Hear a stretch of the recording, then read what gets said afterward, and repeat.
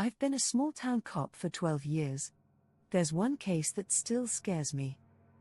Being a cop in a small town in Minnesota probably isn't the most exciting career there is. But it's not bad, either. It's actually a relatively peaceful and safe line of work, compared to being in law enforcement in one of the big cities, New York or L.A., for instance, where the action is. There's only around 10,000 people in the town where I live. It's way out in the middle of nowhere, surrounded by miles of open farmland. And the only real crime that ever occurs is pretty minor stuff. The occasional rowdy rednecks getting into a fistfight at one of the 3 bars downtown. Teenage vandals. Petty theft. The odd drunk driver. A case of disorderly conduct here and there. The rare breaking and entering. That sort of thing? The only real serious stuff I've ever had to deal with is a couple cases of domestic violence and assault and battery. But even that's pretty typical, I guess. And it doesn't happen very often. Well, that's not entirely true. There was one case that still haunts me. But I'm getting ahead of myself. Like I was saying, I live in a pretty peaceful little town. Boring. Some would even say. The kind of rural, out of the way, hick farming community you've probably driven through on the highway yourself on the way to someplace more interesting without as much as a second thought or a glance back. The kind of place where nothing out of the ordinary ever happens. You've probably thought. And for the most part you'd be right. But there's one case I can't get out of my mind. One case that still makes my blood run cold whenever I think about it. One case I can't explain no matter how much I try to rationalize it to myself. What happened to the old Garrity woman 7 years ago? I'd been a police officer for 5 years when it happened in the early spring of 14. There were only 5 cops on the entire town police force.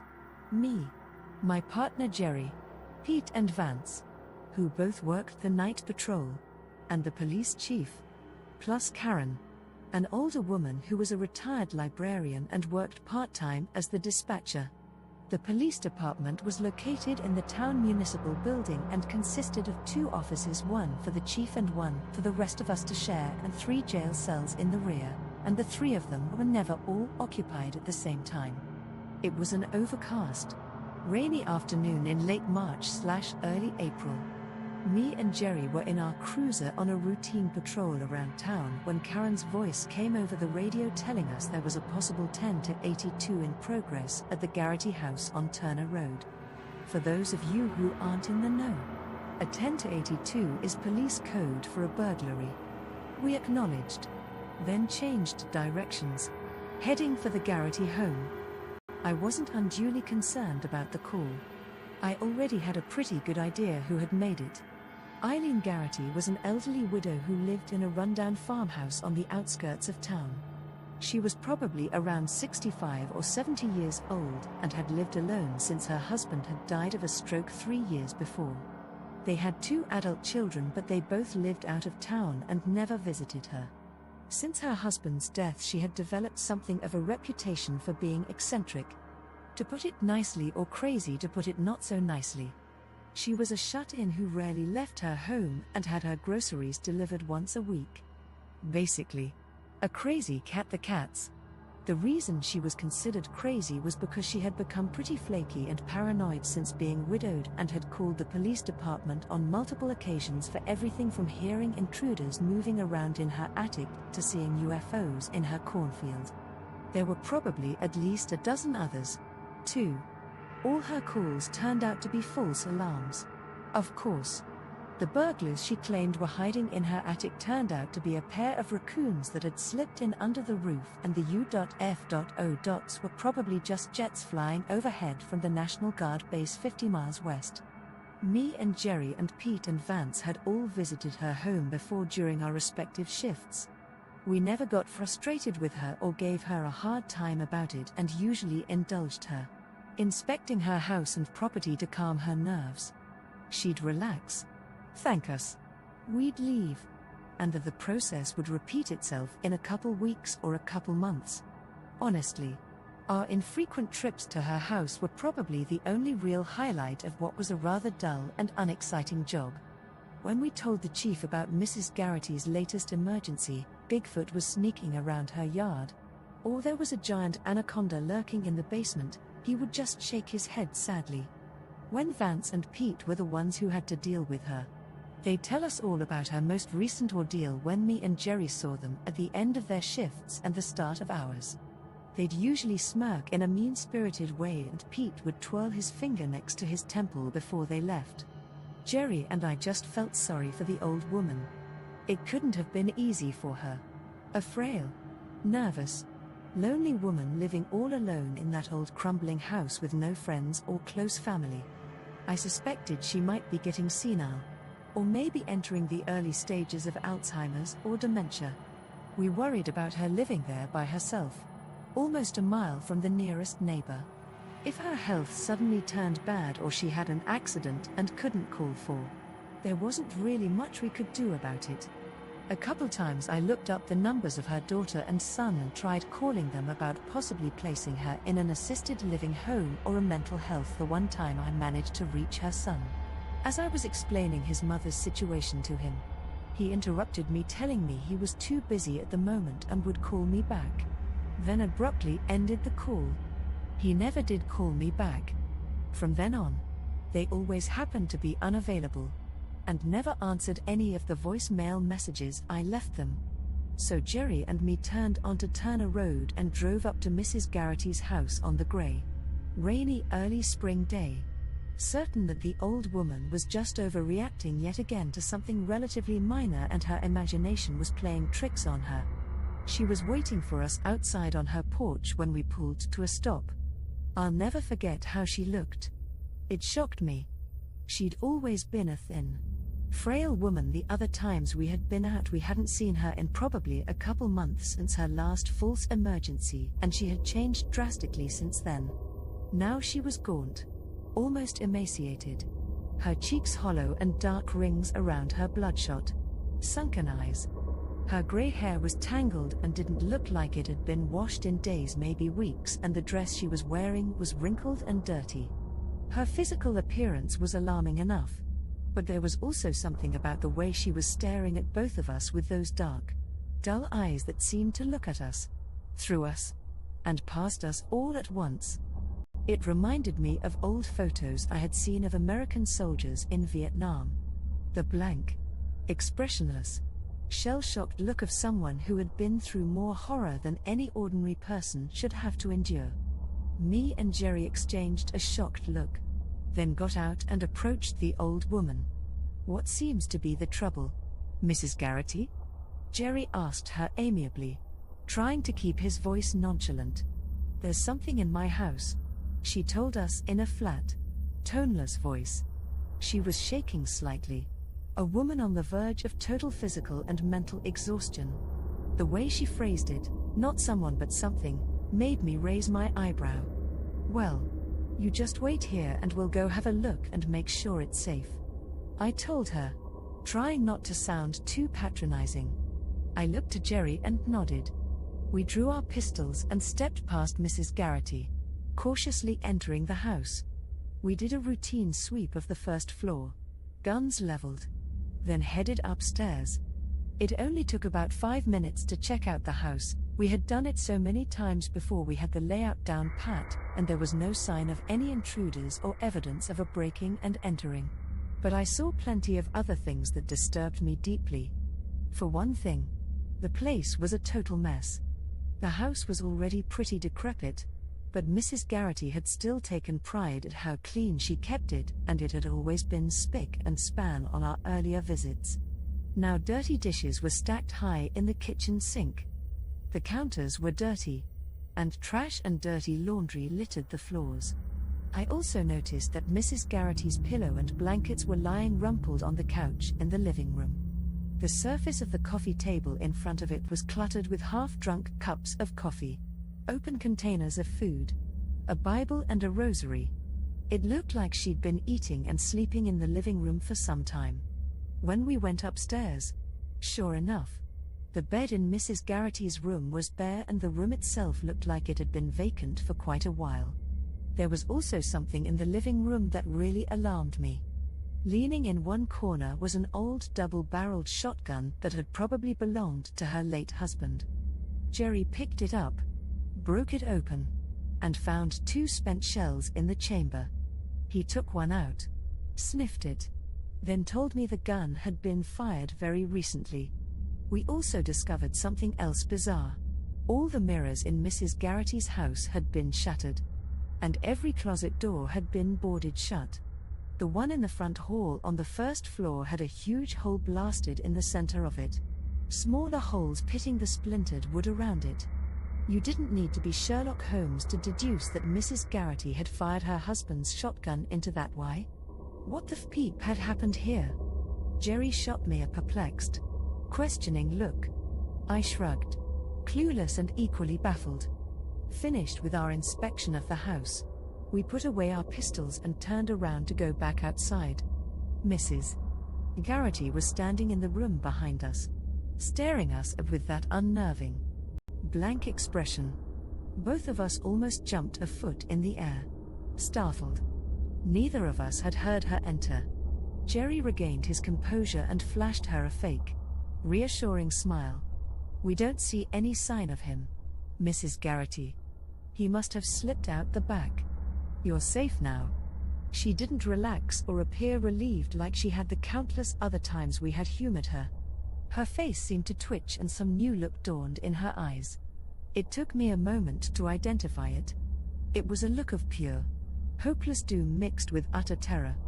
"No," she said in that same odd, listless, flat voice. "I'm not safe. It's still here. It's hiding. That's why you couldn't find it.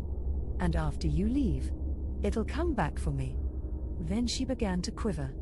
She started to cry with total despair, breaking down into hysterical sobs that racked her whole body.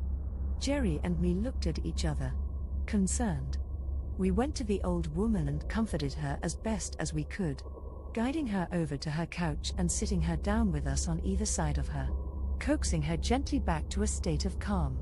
After she had herself back under control, we asked her to explain what had happened. She was quiet for a few moments, gathering her thoughts. Then she began to speak. As we listened to her story, my body temperature seemed to gradually drop and I felt a chill envelope me. Several times I made eye contact with Jerry and his expression was a mirror of my own. "Fear. It started about a month ago," she began. "That's when I first heard the scratching at my closet door. A soft, slow, steady scratching that seemed to come from inside her bedroom closet at night. At first she had assumed it was probably a mouse or some other small animal.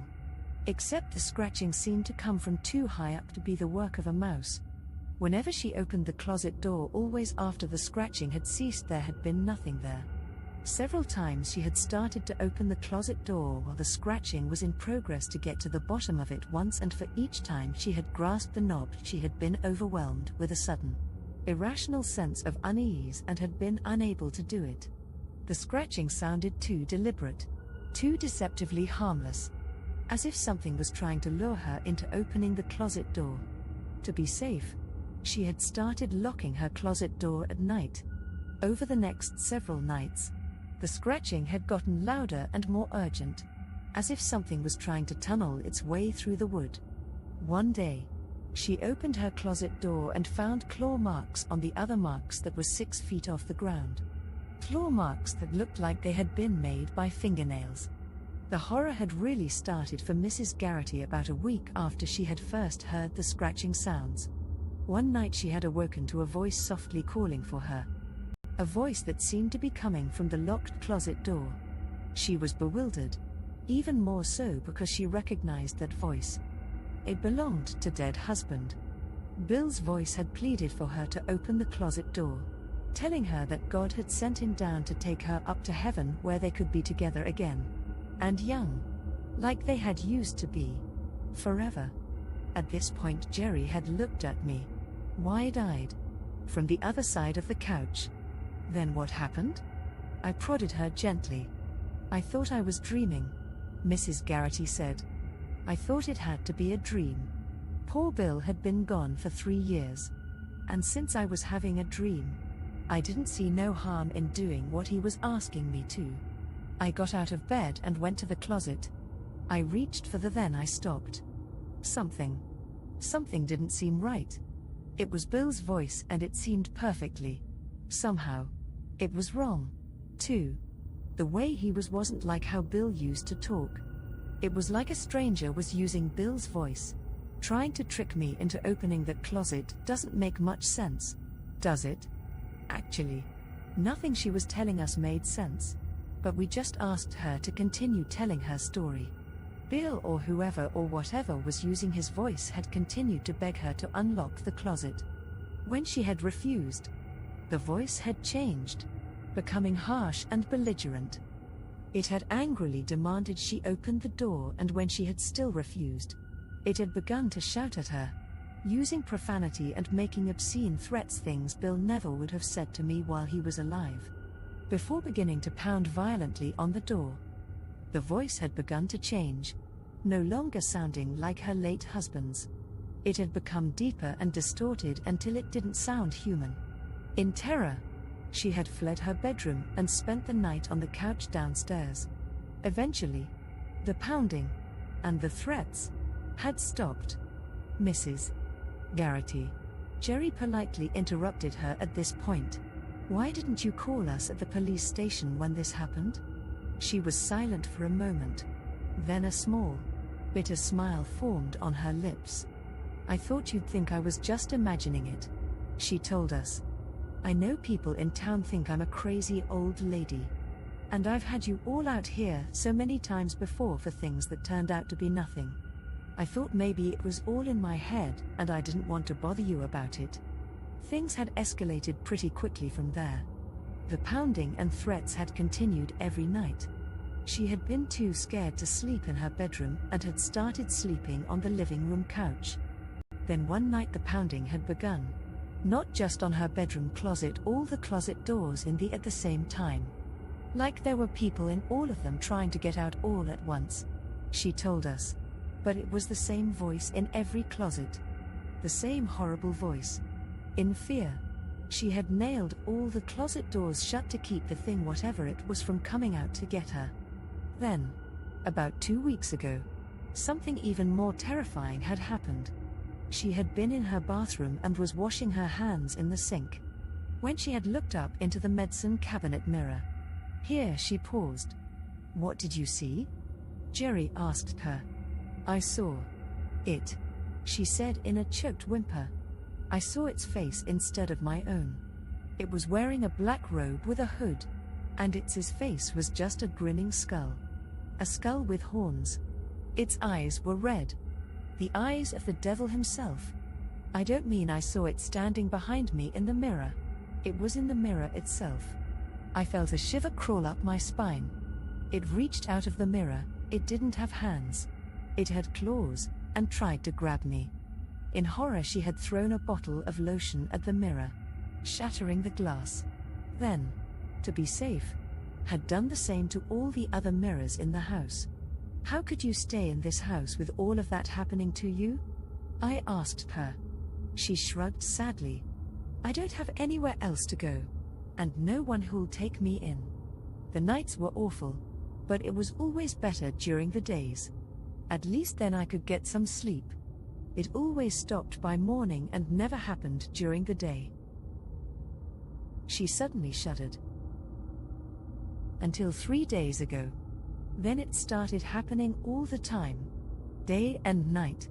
I wasn't safe no matter what time it was. It had all come to a head late this morning.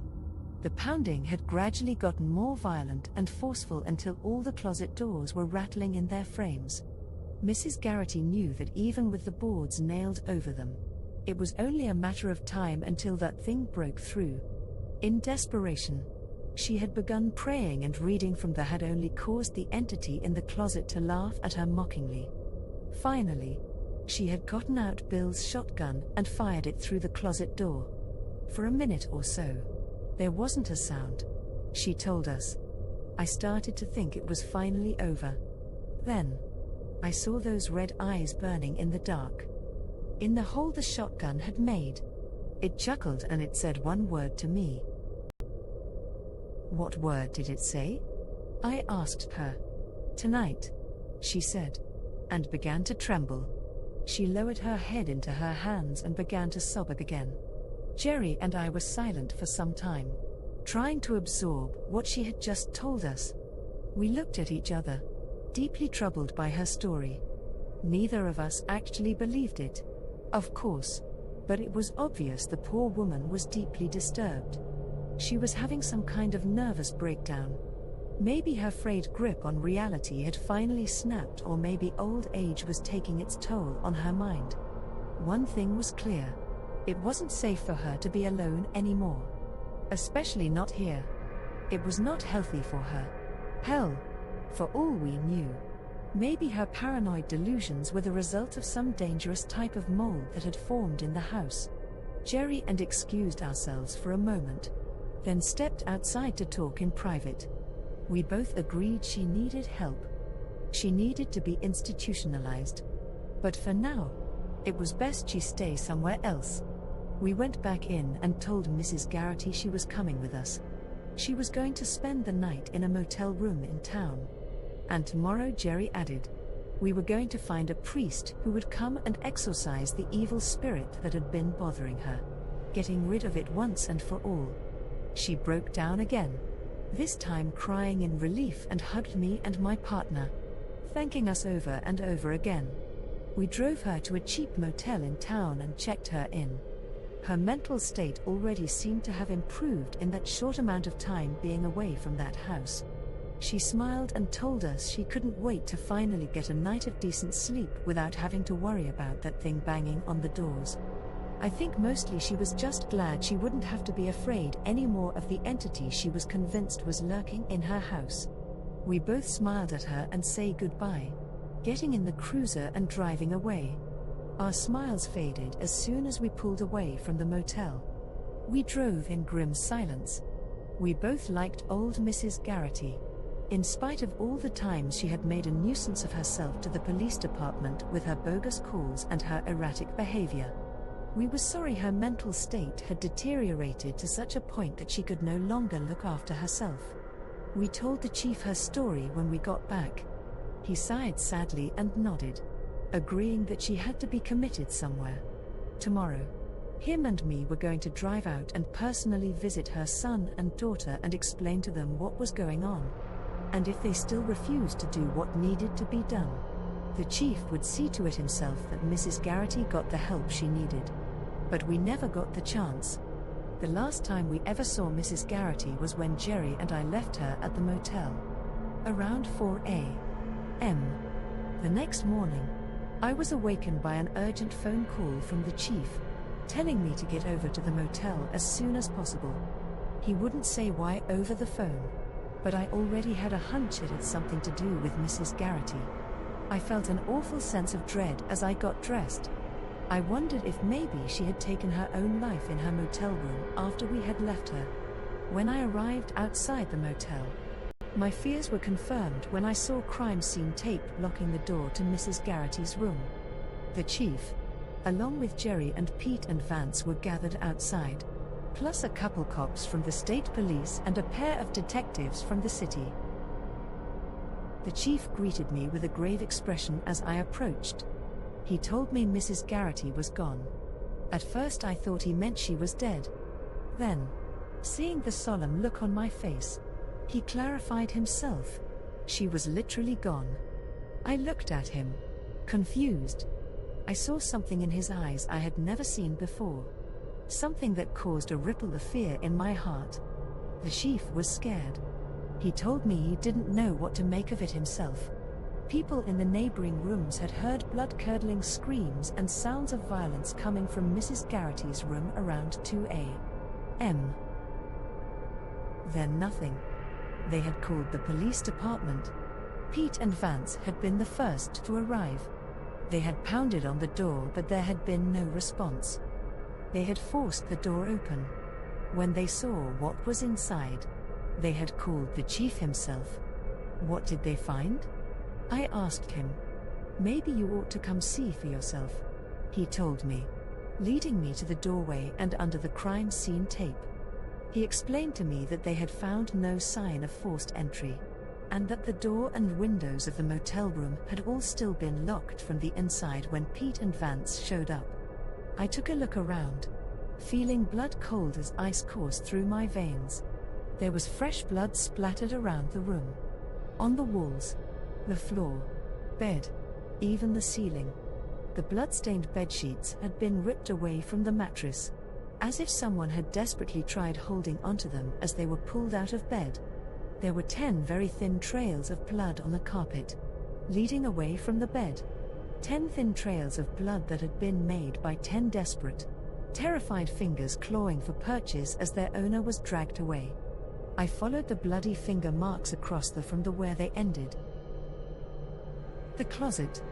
I looked at them. Then I looked at the chief. He looked back at me, his face hard and impassive, but fear gleaming in his eyes. I approached the closet. The door was standing open.